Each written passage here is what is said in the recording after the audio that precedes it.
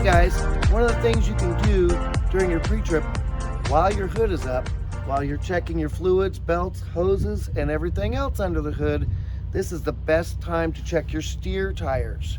You've got this nice wide gap here. It's wide and open. It's no longer shrouded with the hood. You've got good visibility to look on the front side, all the way to the inside and outside of the tire, all the way across.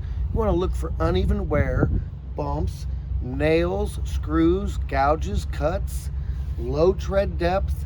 You also want to make sure you're looking at your lug nuts. Make sure there's no rust. Make sure there's no wear marks. Make sure your oil seal is not leaking. These are just some of the things you want to look at for your steer tires. Hey guys, for your drive tires here, you want to do a lot of the same that you did for the steer tires. You want to look at your lug nuts.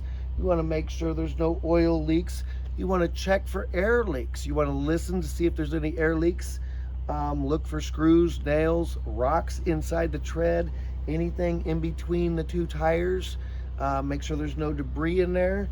You want to listen for the valve stem and listen around the bead.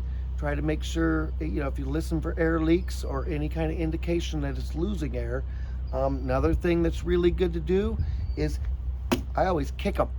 And I kick them good, and I go around and kick each one. What I'm doing is looking to see if the tire is going to wiggle or shimmy, which would indicate a flat tire.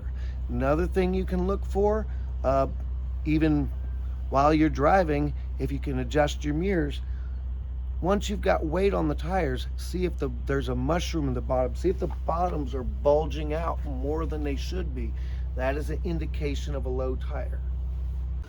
This little gadget here is a tread depth gauge. This is used to gauge and measure the amount of tread you have in your tires. How it works is you're going to set it over top your treads, and there's a needle on the bottom you want in between the treads, and you're just going to push the top down until the needle touches the inside of the tire in between the treads, and that's going to give you your reading to tell you your tread depth.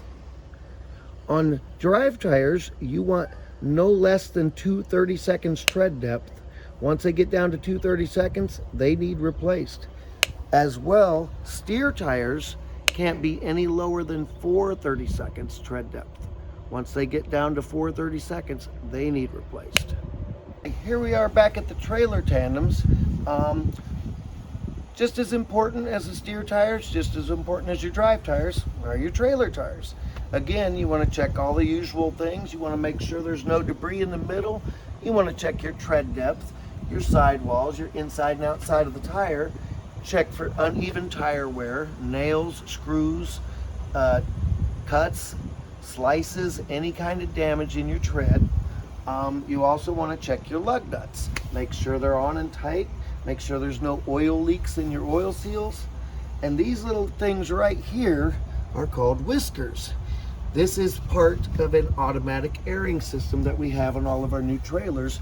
Air's coming from the front of the trailer, getting pumped back, and as you're driving down the road, these tires are automatically getting aired to stay at the proper inflation rate.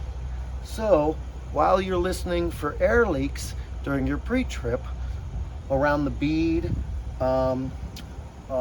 looking for any holes, you're also going to want to listen to the whiskers and see, make sure they're on, make sure they're snug, tight, and make sure they're not leaking. As before, back at the tandems, I was explaining the whisker system. Up here at your glad hands at the front of the trailer, they're going to be hooked to your truck. That's going to feed air back through the air system to all 8 of your tires on the trailer to keep them properly inflated.